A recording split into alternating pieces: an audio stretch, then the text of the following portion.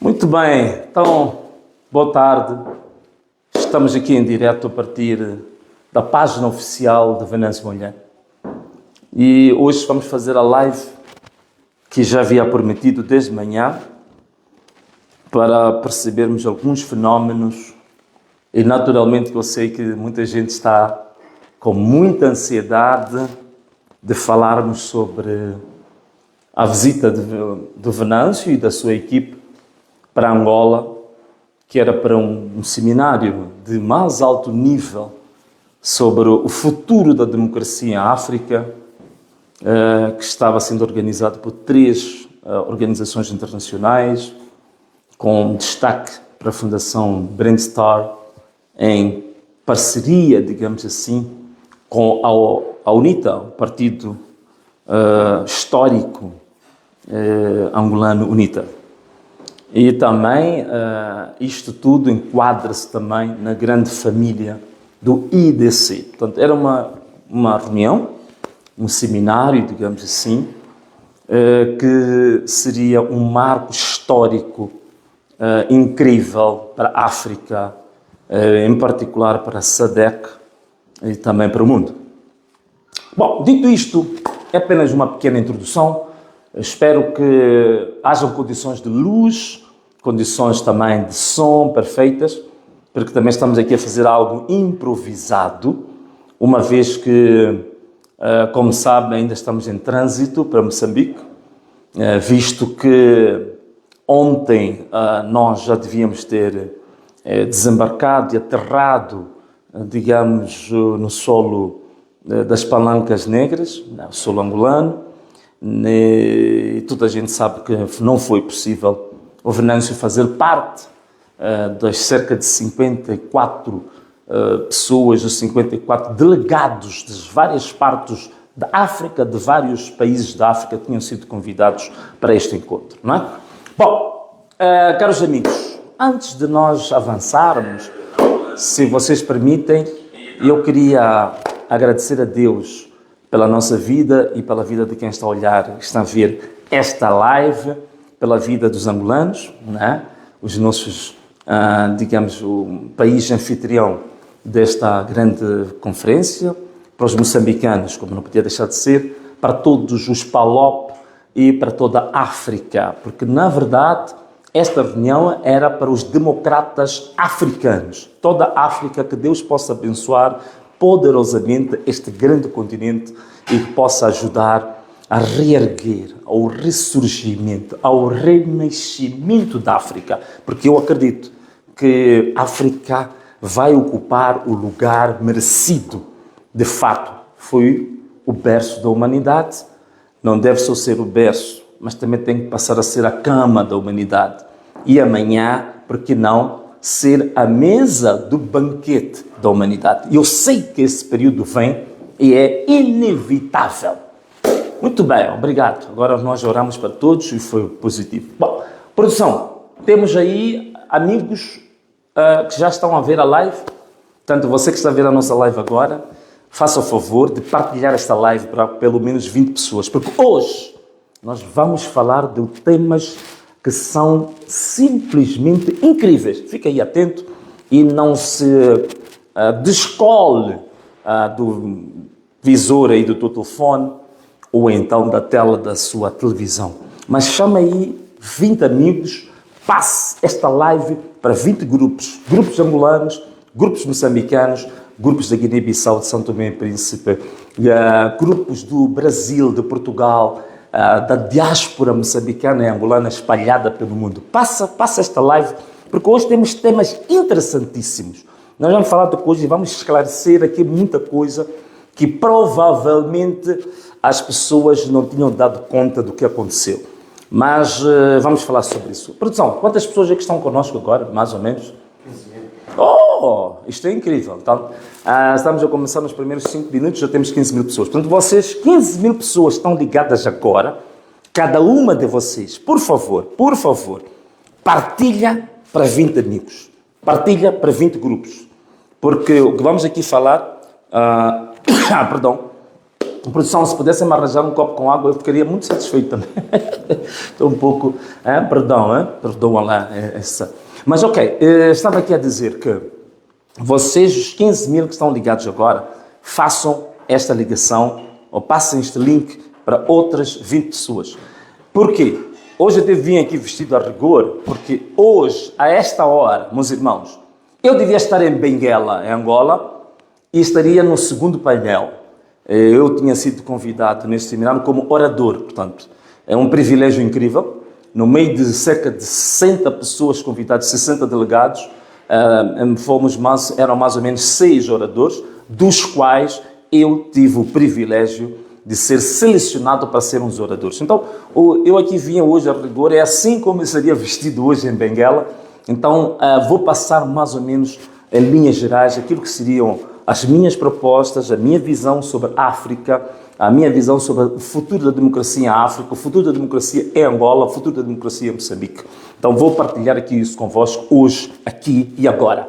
Bom, caros amigos, primeiro, se vocês me permitem, antes de nós entrarmos no tema da deportação, né, ou a recusa da minha entrada em Angola, que eu sei que é isto que toda a gente quer ouvir, vão me permitir falar antes de 2 temas. Primeiro, eu queria falar da questão da perseguição política que está acontecendo em Moçambique, que agora, vocês sabem, o último evento desta perseguição foi a detenção da minha mandatária financeira, a Glória Nobre Chírio, eu chamo ela de Mamá Glória, uma senhora incrível, uma senhora com nível de integridade, para mim, jamais visto neste mundo, muito séria, muito expedita, com uma prontidão incrível, mas acima de tudo com valores morais, éticos incríveis.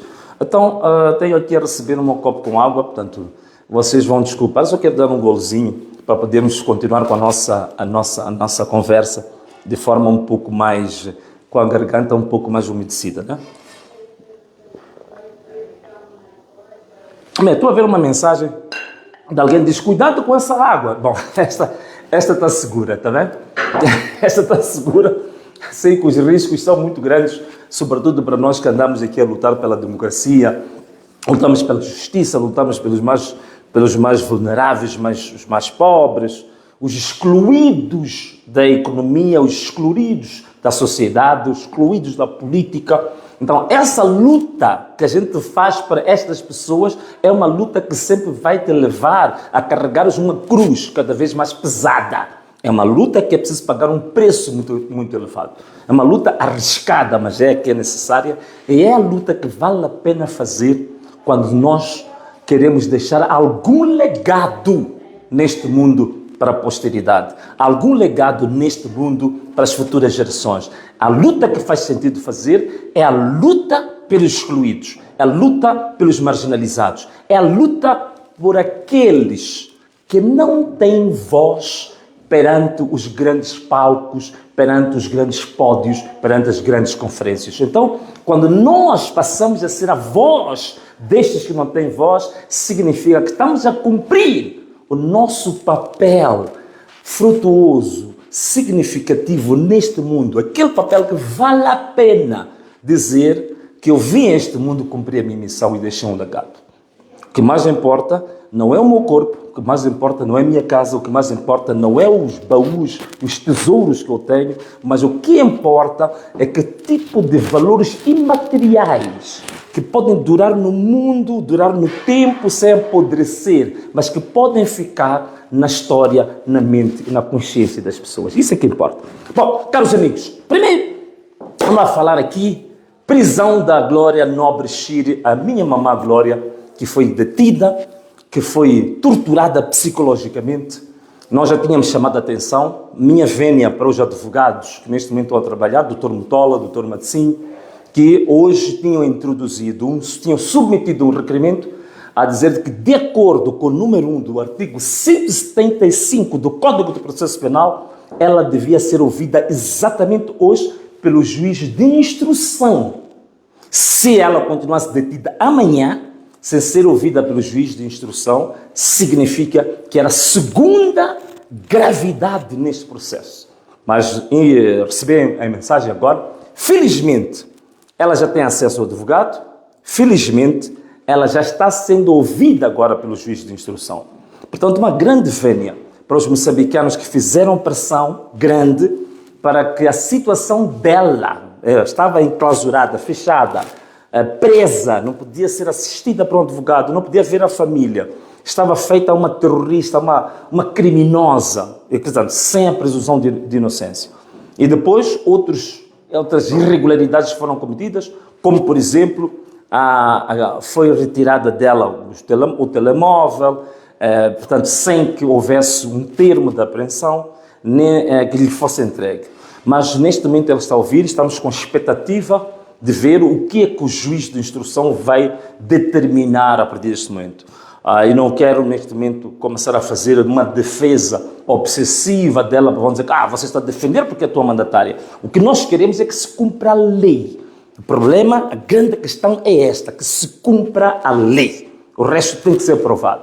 Bom, este é o primeiro ponto. O segundo ponto, antes de eu chegar a Angola, nós passamos pelo aeroporto de Mavalane, que é o aeroporto de Maputo. O aeroporto está em Maputo. Como toda a gente sabe, foi-me determinada, digamos, estabelecida ou decretado o termo de identidade de residência após digamos, um interrogatório que levou 10 horas, 10 horas sem me dizerem qual é o crime que eu cometi. Então, às 10 horas, foi interrogatório, digamos assim, seu ponto de vista da legalidade, é um interrogatório nulo. Você não pode interrogar um arguido por 10 horas sem dizer ao arguido qual é o crime que pende sobre ele. Portanto, não foi dito qual é o crime. Então, eu tinha que responder a tudo porque eu estava no vazio, estava nas trevas, estava tateando, estava à deriva. Mas, ok, de todas as formas, foi-me estabelecida esta medida restritiva do termo de identidade e residência. Quando chegamos ao aeroporto de Mavalane, depois de termos feito comunicado à Procuradoria que ia viajar exatamente para Angola para este evento, a migração de Moçambique dizia que eu tinha que apresentar uma autorização do Ministério Público para a minha viagem. Eu disse que era preciso que a migração sustentasse essa afirmação com base na lei. Porque se eu sou acima de 5 dias para comunicar, não é para ter uma autorização prévia, não existe, isso não é de lei. A lei é clara, é o número 1 do artigo 123 do Código do Processo Penal. Diz que comunicação para ausências da casa, da residência, ou por mais de 5 dias. Qual é a finalidade? A finalidade é para que o Ministério Público possa localizar-me sempre que for necessário para o andamento da marcha processual. Portanto, significa que não é preciso nenhuma autorização, está tudo muito bem estabelecido na lei, e nós mostramos a lei e mostramos o comunicado, digamos assim, que enviamos à Procuradoria. E mesmo assim, compreendendo o que estava na lei, compreendendo que nós tínhamos comunicado ao Ministério Público, o chefe do posto da imigração continuava a dizer que estava claro, mas que estava à espera de ordens superiores. Vejam só, conhece, entendeu que a lei o diz, que é legal, que é normativo, mas estava à espera de ordens superiores. A minha vénia, aos polícias azulinhos, estavam lá 2 polícias azulinhos, e esses polícias, quando falamos, abriram logo o código no telefone. Disseram que sim, isto está claro, é límpido. Não precisa de nenhuma autorização, precisa apenas de uma comunicação. E não é papel da migração, nem da polícia, andar a solicitar isso. Se houver alguma medida restritiva para a viagem, é o Ministério Público que vai comunicar à migração, vai comunicar à polícia, ao posto da polícia no aeroporto, de que o fulano de X, Y e Z está proibido, ou que não pode viajar. Não é a migração que pede isto. Infelizmente, temos um chefe de posto que está lá a lidar com pessoas de diversas nacionalidades, não conhece a sua própria lei, não sabe qual é o seu papel, não tem capacidade de falar com o seu chefe, o seu superior hierárquico e dizer: chefe, a lei o que diz é isto. Portanto, se for para cumprir alguma ordem acima do que a lei diz, não estarei em condições de o fazer. Então, nós não temos funcionários desses. Tivemos que dizer que, olha, agora queremos falar com o teu chefe. Então, quando o chefe se confronta com isto, é que nos deixa passar no aeroporto de Mavalane. Portanto, não foi uma coisa pacífica ter atravessado o aeroporto de Mavalane. E mesmo assim, o chefe do posto, quando eu já estava a fazer a captação da imagem para entregar o meu passaporte, ele veio com o seu telemóvel e tirou uma foto. O que eu fiz, também tirei uma foto, a cara dele, e eu disse: se esta foto que estás a fazer sem profissionalismo, esta foto que estás a fazer de forma irresponsável com o teu telemóvel, se esta foto for a qualquer rede social, eu também vou colocar a tua foto na minha página e vou dizer que este é o chefe do posto da migração do aeroporto de Mavalane e vou expor também a tua face ao mundo. E atenção, a minha página tem 1.500.000 seguidores. Estamos quase a 1.600.000. Para além de toda a diáspora. Portanto, eu vou expor a cara, o nome do chefe do posto da migração, se a foto que ele tirou de forma irregular, irresponsável, sem profissionalismo, for usada em outros ou qualquer fórum, digamos, indevido. Bom, assim nós conseguimos. Alguém diz que a minha garganta ainda está um bocadinho assim seca, né? Parece que a minha voz está um bocadinho metálica, né? Então vamos agora ver se a gente pode melhorar. Bom, caros amigos, agora vamos ao prato forte.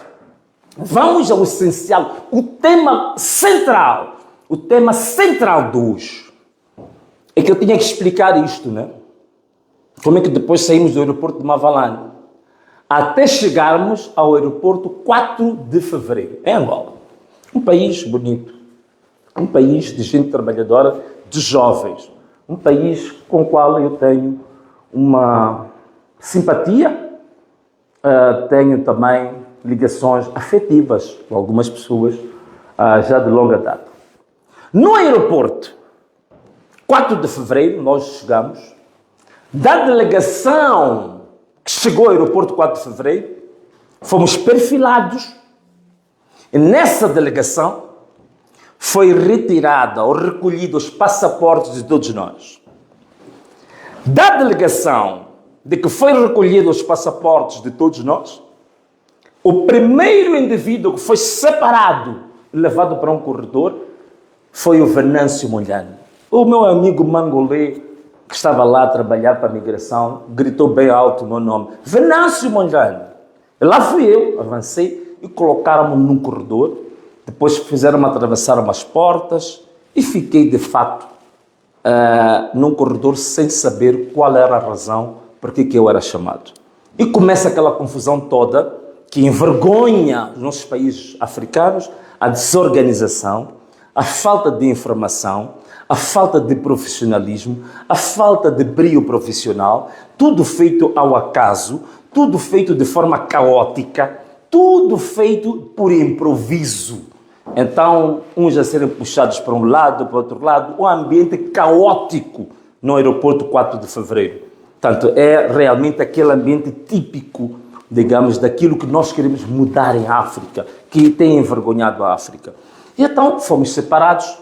E vocês já sabem que se passou. A parte vergonhosa de tudo isto foi reter personalidades do mais alto calibre. O ex-presidente do Botsuana, Aya Nassouretskama, o ex-presidente da Colômbia, Patranas, o ex-presidente da Tanzânia, o ex-primeiro-ministro de Lesoto, o vice-presidente do Senado queniano, vários senadores quenianos, portanto, várias personalidades que estavam presentes, em que foram submetidos a um ambiente, digamos, extremamente triste, penoso, e que tem que envergonhar Angola. tem que envergonhar Angola. Aquilo não é possível que aconteceu. Sem nenhuma explicação. E depois fomos forçados, de fato, a pegar em nós e não passar pela migração, carimbar os passaportes, e tínhamos que, não podíamos entrar em Angola. Passado cerca de 3 ou 4 horas, como também se fala português, fui lá falando com vários oficiais. Não é? Coisa curiosa que aconteceu em Angola é que estavam a impedir a minha entrada, depois de me informar que a minha entrada vai me impedir, logo a seguir pediam para tirar uma selfie. Quanto a isso, os angolanos, de fato, são muito sui generis, né? São típicos, né? Tem uma forma muito engraçada de ser. Né? Até o avião também estavam sempre a pedir selfies. Venâncio, o presidente Venâncio, não pode entrar em Angola. Aqui Angola não vai entrar hoje, mas pode me dar uma selfie? Então eu fazia selfie. Engraçado. Mas ok, falando de assuntos sérios. Então, foi depois de muitas horas, depois de muita insistência, que disseram-nos que, pura e simplesmente, nós estávamos recusados a entrada. E a nossa entrada estava recusada à República de Angola, pelo governo de Angola. Estava recusada a nossa entrada. E coisas dolorosas para mim foi ver o presidente Ian Khama, né? O presidente Ian Khama, um grande abraço, meu pai. Então, ver um senhor daquela idade, 73 anos de idade, a ficar 8 horas sem comer, sem beber e na condição de saúde em que ele se encontra. Ver aqueles presidentes todos, o ex-presidente da Colômbia, depois de tanta, digamos assim, depois de tanta espera, depois daqueles de 8 horas à espera, decidiram que ele podia entrar em Angola. Como o aeroporto 4 de Fevereiro é um aeroporto internacional para voos internacionais, para os voos interprovinciais dentro de Angola é usado o novo aeroporto, que é o aeroporto Agostinho Neto, Dr. Agostinho Neto, que dista 44 quilômetros do aeroporto 4 de Fevereiro. Então, o ex-presidente da Colômbia, aquele no seu Twitter, acabou lá escrevendo, no X, acabou escrevendo que não sabia para onde estava sendo levado. Depois de 44 quilômetros, chega ao aeroporto de Agostinho Neto e dizem que o seu passaporte ficou apreendido no aeroporto 4 de Fevereiro. Vejam só isto, depois de 44 quilômetros. E o homem, naquela noite, nem sequer tinha onde dormir. Então teve que dormir na residência do embaixador da Colômbia. Vejam só o que é isso. Não é? Então eles passaram este calvário todo. Depois da repercussão toda, é que o governo da Angola decidiu dar algumas honras de Estado, digamos, aos ex-presidentes, aos ex-primeiros-ministros, e então garantiu o avião presidencial que ia levar parte da delegação de 4 de fevereiro para Benguela. Isso foi permitido. Foram colocados carros luxuosos protocolares da presidência. Portanto, todo o protocolo do Estado foi lá colocado depois de toda a repercussão. Mas como o presidente Ian Seras Khama, decidiu que a humilhação era tanta, ele decidiu que não ia participar nesta conferência, ele decidiu ir para Botsuana. Quando isso aconteceu, a promessa que foi feita do avião presidencial, que era para levar a delegação para Benguela, infelizmente, meus irmãos, informação de primeira mão, depois foi retirada a mesma promessa. Portanto, o governo de Angola não cumpriu a promessa de colocar à disposição o avião para estas personalidades de renome. Portanto, significa que tudo, como se diz em Moçambique, tudo foi de água abaixo. Foi uma promessa que se esfumou. Era apenas para o inglês ver. E esta que é a realidade. Criou-se todo este cenário, todo este, digamos, imbróglio todo, este impasse todo que foi criado, esta situação comprometedora para as relações diplomáticas e, afinal de contas, foi tudo uma encenação. Tudo uma encenação. E aqui está estabelecido algo profundamente perigoso, negativo para a imagem de Angola em África e no mundo. Soubemos depois que o termo com que foi usado, ou a cláusula usada para que nós não pudéssemos entrar em Angola, é a chamada recusa de entrada. A recusa de entrada existe dentro do enquadramento da lei angolana, portanto, a lei 163/19 de 23 de maio, que é a lei sobre o regime jurídico do cidadão estrangeiro na República de Angola. Esta lei é que determina como é que alguém é aceito ou é recusado a sua entrada. Portanto, o artigo 7, no número 2, diz claramente quando há uma recusa de entrada, primeiro, a pessoa a quem é recusada a entrada deve ser comunicada pelo responsável do posto de fronteira.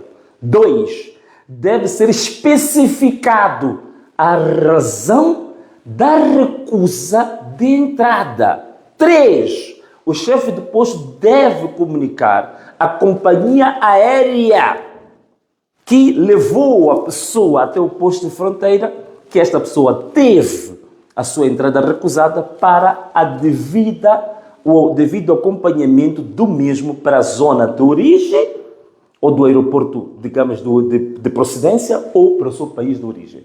Portanto, estes são os procedimentos que devem ser feitos quando se recusa a entrada de alguém em Angola. Isto é que está na lei e nada disto foi feito. Uma recusa de entrada, nós nem sequer fomos deportados. Nós ouvimos aí pessoas a dizer que foram deportados. Nós não fomos deportados. Não houve procedimentos dentro da lei que se diga que preencheram os requisitos para se deportar alguém. Aquilo foi uma irregularidade ao mais alto nível. Portanto, não foi nada feito segundo a lei. Foi uma violação da própria lei angolana. É por isso que não houve essa explicação detalhada. Qual é a razão? Até hoje não sabemos o que é que fundamenta a recusa. Não está claro. Não está. E isto é perigoso para Angola porque existem os tais chamados acordos migratórios bilaterais entre Moçambique e Angola que determinam exatamente como é que é feita a gestão da entrada e da saída de cidadãos de um país ou do outro. E existem acordos migratórios da SADC para todos os países da SADC que também foram violados. E existem ainda os chamados acordos de mobilidade para os países da CPLP. Portanto, temos vários instrumentos domésticos, regionais e continentais que gerem esta matéria dos cidadãos estrangeiros que chegam a Angola. E nenhum destes protocolos, nenhum destes acordos foram respeitados no aeroporto 4 de fevereiro. Para vergonha da imagem de Angola, para vergonha destes funcionários da migração, que gostam mais de selfies, né?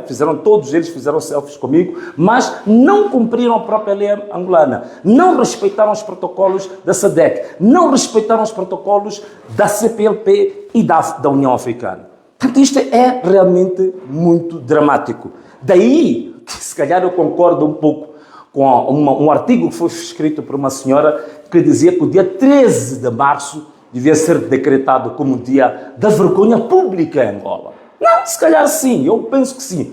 13 de março eu convoco os jornalistas, os ativistas angolanos, para que vocês oficialmente decretem 13 de março como dia da vergonha pública em Angola. Isso é muito importante. E isso tem que ser recordado na posteridade. E quem são as pessoas responsáveis por isto? E veja só, nós africanos da SADC, da CPLP, dos PALOP, até hoje não temos justificação. Mas nós sabemos que havia uma senhora americana na delegação que teve a sorte de comunicar a sua embaixada em Angola. A embaixada da Angola comunicou ou falou com o governo de Angola e o governo de Angola finalmente deu uma justificação porque que impediu a entrada lá. Justificou os americanos, mas não justificou os africanos. Justificou os americanos, mas não justificou os cidadãos da SADC. Justificou os americanos, mas não justificou aos cidadãos da União Africana. E o que disse a Embaixada de Angola, a Embaixada dos Estados Unidos de Angola? Dizem que o responsável por tudo, quem fez tudo isto foi o Ministério do Interior. Penso que o Ministro do Interior recente é Manuel Homem, penso que é esse o nome dele. Então, o governo de Angola lançou toda a carga e todo o fardo para o Ministro do Interior. Mas nós, africanos, estamos a saber dos americanos como se estivéssemos fora da nossa própria terra, fora do nosso próprio continente, fora da nossa própria região. Portanto, não há essa explicação. E há esta humilhação toda que todos eles passaram. Isto, em linhas gerais, meus irmãos, é o que ocorreu no aeroporto 4 de fevereiro em Angola. Este é o enquadramento correto. Eu vi vários jornalistas, vários juristas, aqueles juristas orgânicos que nós temos lá em Moçambique, né, que andam nas televisões, têm todo o espaço, falam de ser deportado, falam de acordos, falam de que a soberania dos Estados. Não há soberania nenhuma fora da lei. A soberania, não se pode confundir soberania com Babilônia. Não se pode confundir a soberania com um Estado caótico. Não se pode confundir a soberania com arbitrariedade. A soberania é exercida por um Estado, mas dentro de normas específicas, domésticas, regionais, continentais e internacionais. E estas regras, estes protocolos, não têm nada a ver com aquilo que ocorreu. Portanto, estar a chamar aquilo de soberania é exatamente desta intelectualidade orgânica que a gente tem. Né? Estes mercenários digitais do regime ocupam todas as televisões para estar ali pura e simplesmente a vomitar o mais alto da sua ignorância, digamos assim, algumas delas congênitas, outras adquiridas com o tempo.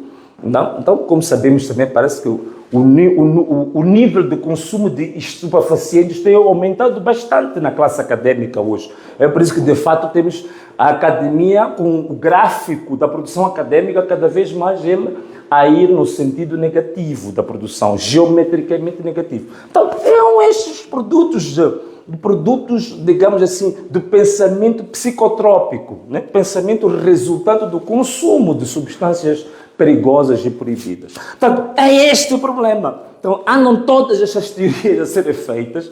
Né? Alguém diz que não, o Venâncio não entrou em Angola porque o governo de Angola notou que não é uma pessoa de boa reputação. Olha, que boa reputação? Onde é que estão provas disso? E se é essa a razão, então, de acordo com a própria lei angolana, o artigo número 7, o número 2 da Lei 163/19 de 23 de maio, obriga a fundamentação disso. Onde é que está a fundamentação? Onde é que está o despacho que diz isso? Absolutamente nenhum. Portanto, foi ilegal. A Angola provou-se que, de fato, está sob um regime ditatorial. Que a Angola está sendo gerida de forma partidocrata. Portanto, o partido MPLA, os estatutos do seu partido se sobrepõem à Constituição de Angola, se sobrepõem às leis de Angola, se sobrepõem à soberania de Angola, que reside onde? Reside no próprio povo. Esta que é a dura realidade. Esta é que é a realidade.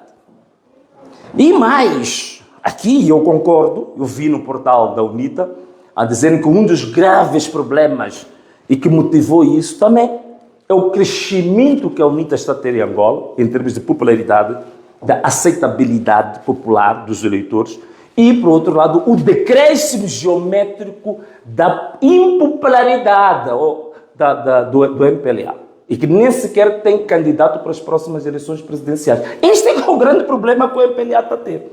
Então, ao invés de procurar formas de estratégias do marketing político, da mobilização política do seu povo, para perceber que o MPLA é a melhor alternativa política para Angola, fazem estes truques vergonhosos de tentar rasteirar, violar a própria lei que eles mesmos já autorizaram, eles próprios aprovaram essa lei e violam a lei.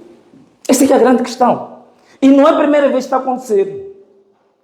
Em 2022, a UNITA, quando quis fazer a abertura da sua campanha, convocou quadros da IDC e naquele dia foi o dia que estrategicamente se decretou luto nacional.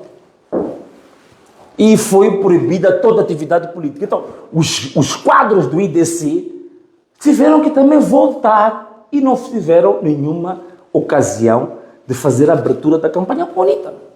E não foi o primeiro truque, são vários truques que o MPLA tem utilizado em Angola. Desta vez também usou este truque para sabotar a atividade política, que é constitucional, que é legal, não é? Que é um dos direitos fundamentais, uma das conquistas, ok? Da independência dos angolanos. Então tem feito isso, não é? E agora, em relação ao meu pai político, Seretse Khama, Ian Seretse Khama, é preciso perceber uma coisa. O fato dele ter regressado, algumas pessoas podem estar a perguntar, mas por que ele voltou? Por que ele não continuou? Eu vou-vos dar uma das razões.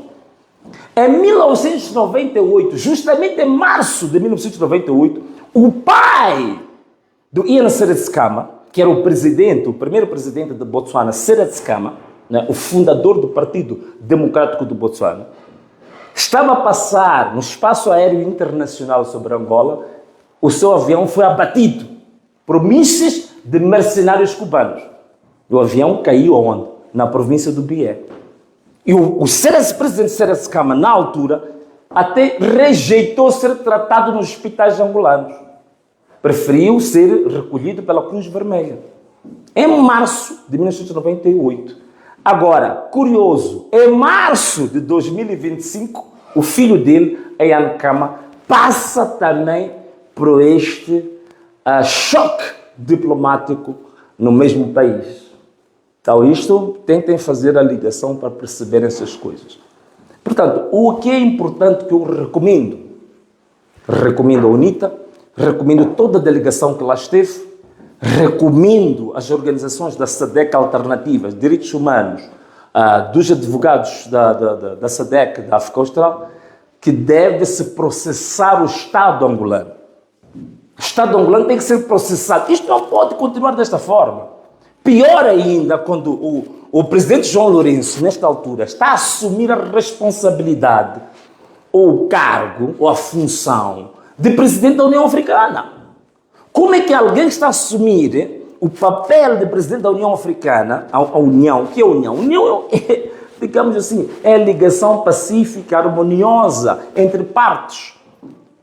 Como é que ele vai manter a união dentro da União Africana se ele próprio está a promover a desunião e a desagregação? Dentro do seu próprio... Nós até íamos para testar. Vamos lá testar em Angola para ver se os discursos do presidente João Lourenço, no âmbito da União Africana, se ele aplica os mesmos discursos no seu próprio país. E aí está a prova. Ainda o último discurso do presidente João Lourenço dizia que criticava severamente os líderes africanos que não conseguiam nada fazer para a estabilidade dos seus países. Então, olha, o discurso dele a ter um volte-face contra ele próprio. Portanto, ele estava a criticar a ele próprio, a ele mesmo. Ele próprio, aquela crítica, era válida para ele. Ele até dizer, é uma vergonha que os líderes africanos não consigam garantir a estabilidade. Com essa vergonha, ele estava a falar da vergonha que está sobre ele mesmo. Portanto, ele próprio é o praticante deste discurso. Portanto, o que acontece é isto. Muitos discursos são discursos de ocasião, são discursos de encenação. Até se me permitirem, deixa eu ver aqui o que os bispos católicos de Nampula disseram sobre o diálogo em Moçambique. Fala-se muito do diálogo em Moçambique, que agora vamos avançar, o diálogo vai ser aberto para a sociedade civil, para a personalidade da sociedade civil, tudo encenação. Olha uma frase que os bispos de Nampula disseram. Né? Eles disseram e denunciaram a encenação de reconciliação em Moçambique e avisam que a história não vai perdoar os tiranos. E a expressão que eu gostei que eles usaram, disseram que muitos escutam, mas recusam-se a compreender. Fingem que dialogam, mas na verdade encenam discursos. Isto é muito interessante. Uma frase muito forte dos bispos católicos de Nampula. Há uma encenação discursiva. Coisas que as pessoas dizem com a boca, mas não creem com o coração, não praticam. Então, daí os discursos do presidente João Lourenço, né? Que ele critica, chama de vergonha, mostra-se emocionado porque nada se faz. Ele próprio, afinal de contas, é o principal promotor dessa instabilidade. E é por isso mesmo, se você não consegue estabilizar a sua casa, não tem capacidade de estabilizar a casa do outro. É por isso que na mediação, no conflito entre o Ruanda e a República Democrática do Congo e o M23, o próprio presidente João Lourenço não conseguiu ser bem-sucedido nesta mediação. Daí que ter sido acusado até pelo Paulo Kagame dele ser um mau mediador, um mediador parcial, que até desvalorizou o diálogo e a aproximação com o M23. Agora que o M23 está a ganhar terreno, é que decidiu que quer falar com o M23 nesta altura. Mas sabemos que no dia 8 de janeiro, ele próprio acabou renunciando à posição de mediar este conflito. Portanto, se há problemas de estabilidade, se há problemas de falta de comprometimento para a estabilidade dos países da África, eu penso que o presidente João Lourenço é um bom exemplo desse empenho para a instabilidade. É por isso que não conseguiu ter sucesso nesta criar, ou seria um grande elemento para fortalecer e enriquecer o seu próprio currículo. Mas não conseguiu mediar isto. Não conseguiu criar um ambiente de confiança entre as partes. E dentro da própria Angola também não é diferente. Dentro da própria Angola também não é diferente. Neste momento, há 8 anos que o presidente João Lourenço não tem diálogo com a oposição.